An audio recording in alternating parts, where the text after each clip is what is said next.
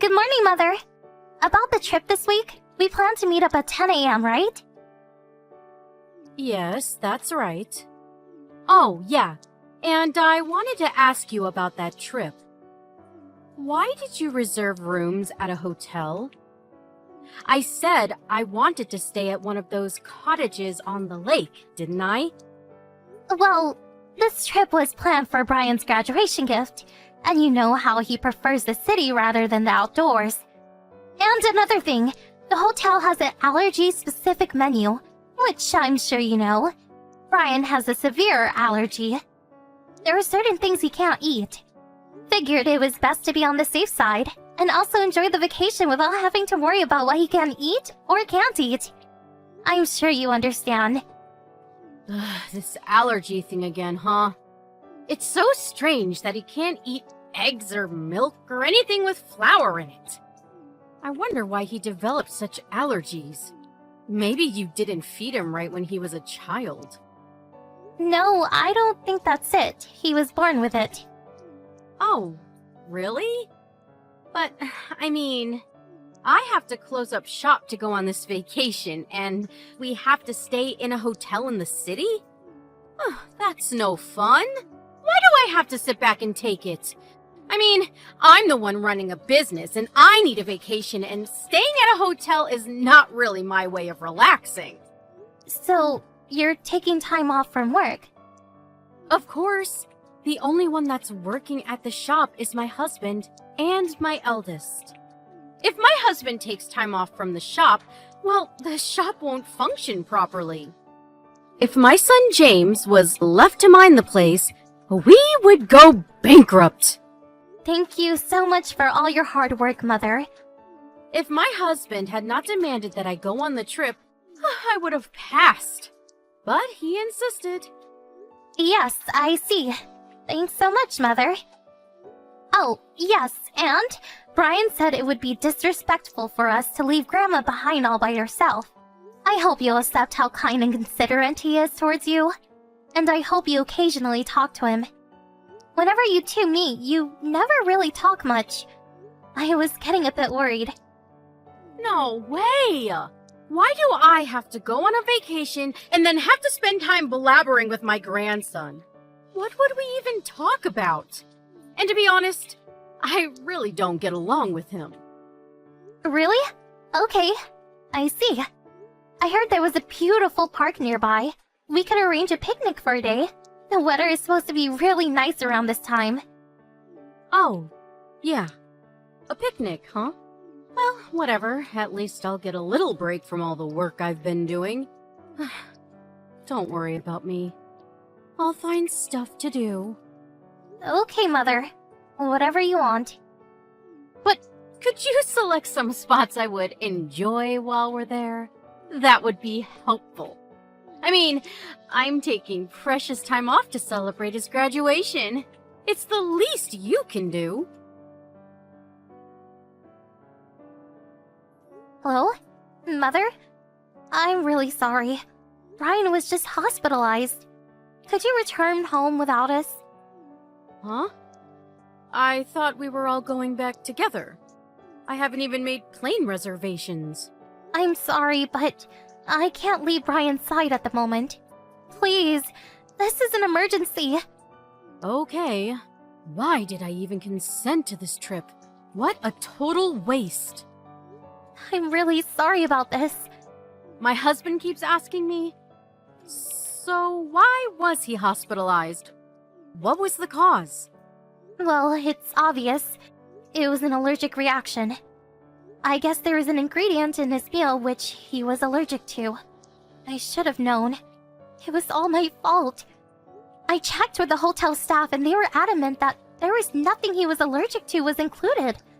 I really don't know what really caused the reaction. I mean, sure it wasn't the meal. Oh, really? He had an allergic reaction at the hotel? I should have seen this coming. He should have been more careful. Huh? What do you mean by that? Well, he just graduated from high school, right? He should be able to handle himself. He's a grown man now. He can't be relying on his mother forever. I spread some powdered eggs before it was served. You what? Are you serious? Is this some kind of joke? Are you serious? Saying you put powdered egg? Yes, I saw something on the internet about allergies. It said that if you put powdered eggs over a meal, it prevents allergies. They said it works great on infants, so I figured it would work for Brian. I did it out of compassion. I thought it would cure his allergies once and for all. It's not as if I did it out of malice. I meant no harm. Meant no harm? Are you serious? He was taken to the hospital, to the ER. Do you realize that? Yeah, I know. So, what about it? Oh, you want me to apologize or something? Is that what you want me to do? I can understand you thanking me for trying, but to apologize? I only did it because I thought I could cure him. I mean, he would be so much happier if he could eat whatever he wanted, right? Maybe the reaction is only temporary. It could be one step to enhance his immunity.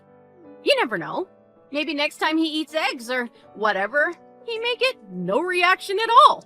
If that happens, you and Brian would appreciate what I've done. Yeah.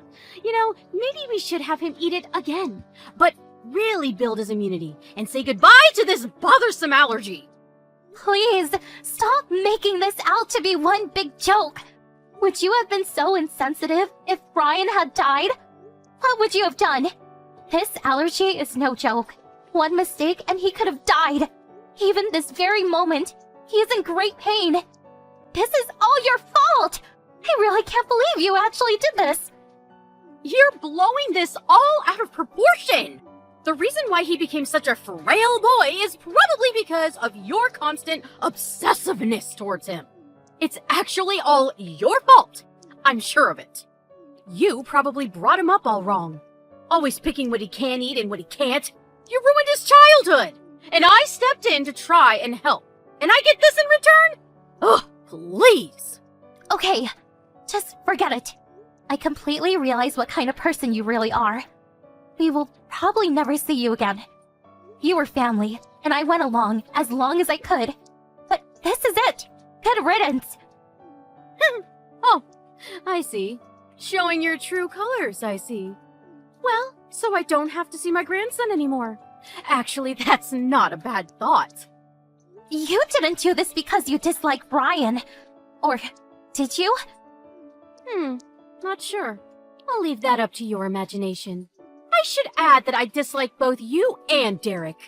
You always derided everything I said. You never respected me. And as for my son, Derek, he had no intention of taking over our shop anyway. I mean, he really should look up to his eldest brother, James. I really can't believe you think this way. It's not what a normal person would do. You should have never given birth to a child. You're not cut out to be a mother. We are not concerned in the least bit if you guys cut ties with us. We probably won't even notice you are gone. I really can't forgive you. I will inform James and your husband about what you did. Go ahead. It would make no difference at all.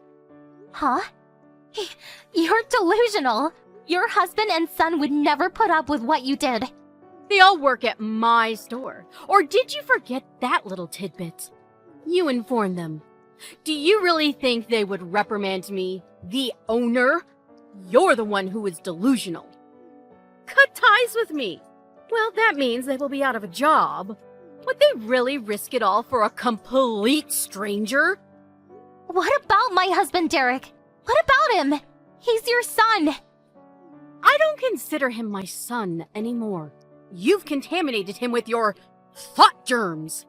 You can keep him. He can continue working at your father's old beat-up factory for the rest of his days. Derek sure picked a winner. Anyway, Derek has always been mediocre. Actually, I'm relieved that he will be gone from my life, as long as James, my eldest, is here with us. Well, that's all I want. I see. If you understand, just be gone. I never want to see you people again. Never, ever contact us again.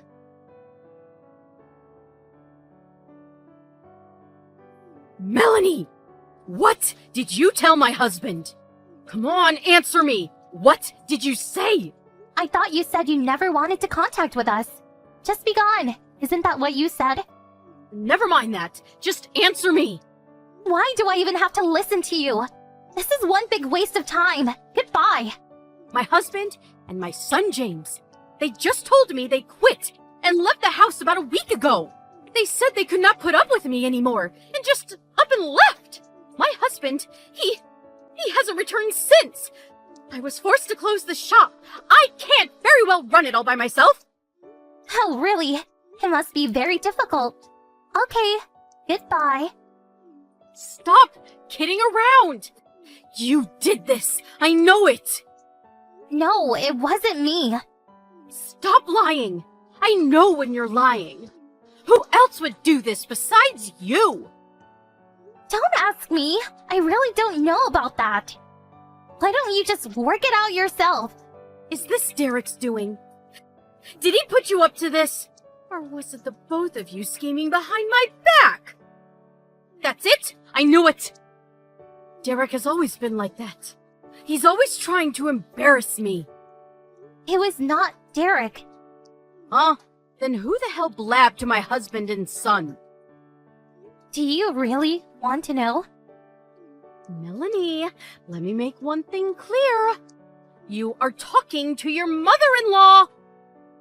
We cut ties with you already. You're not family or a friend. You're a complete stranger to us. I don't care if you're the shop owner or former mother-in-law or whatever. It has nothing to do with me or my family. So, do you want to know who? You'll regret treating me like this. Just tell me! It was Brian. He got your husband and son to quit. You mean to tell me that frail little allergic-prone punk blabbered to my husband? Yes, Brian talked with both your husband and James about the whole situation. He told them he wanted to continue being family with them, but no longer wanted anything to do with you.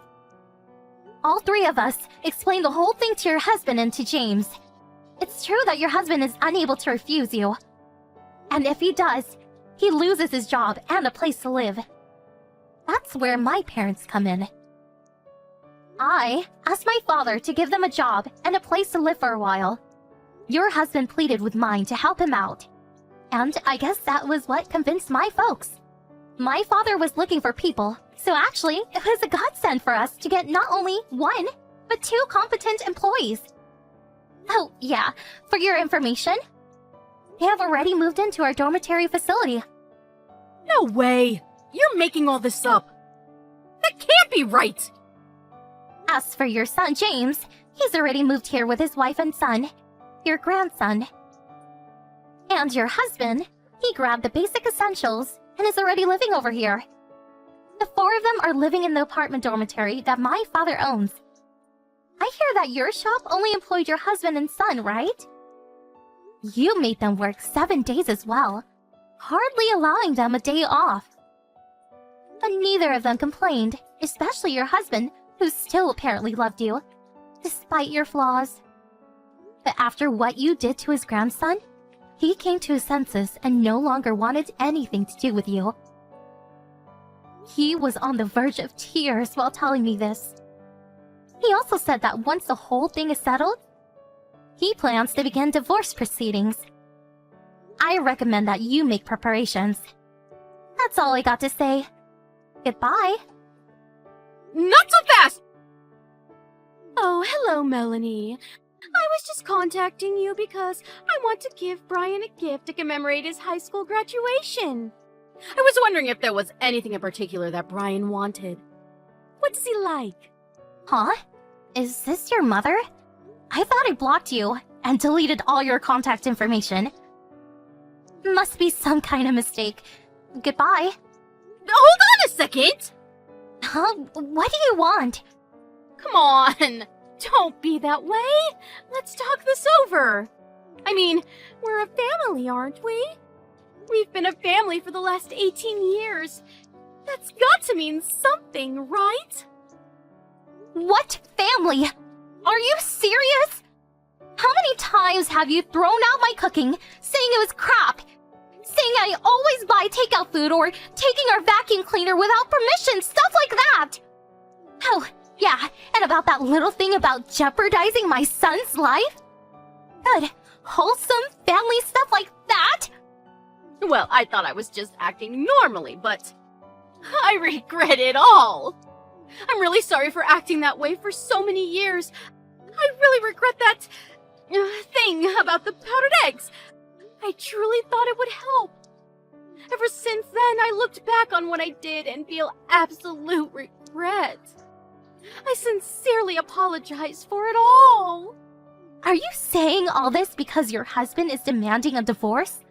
Well, I guess that is part of it.